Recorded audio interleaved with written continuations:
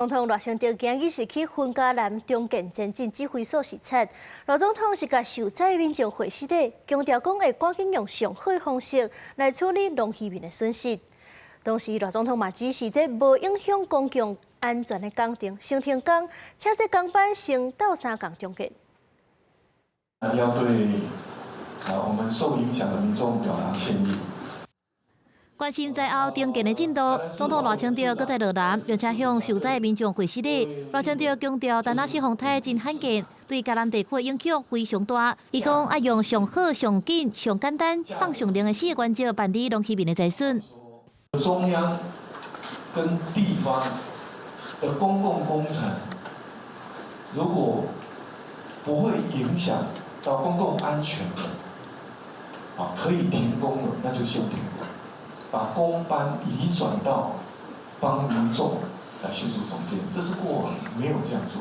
透过引进公共工程的厂商协作，要避免原物料互人化关价，会当加速重建。不过有4万多户厝顶互风扇去，虽然是拼命咧重建，不过在区4家拢是磅礴的厝顶，找无工人也无才调负担整修费用的受灾户，是真无奈惊厝无法度重起。叫人家来初步概算一下，都要70几万。 然后也负担不起。山区重建是更加困难，连外道路又原断去，屏东三地门地下部落的民众爱用白来送物资甲油料，供应因的生活。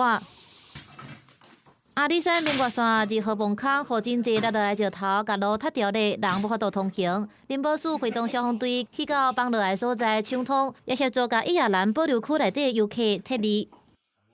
2号隧道里面的那个落石仍然是不稳定的，请等待本分署确认安全无虞之后，会再择期开放进入宜叶兰自然保留区的申请。也因为山区有原有可能有所在放弃，林保署初九开始废止进入宜叶兰保留区的申请，呼吁民众唔通去。公司新闻采访报道。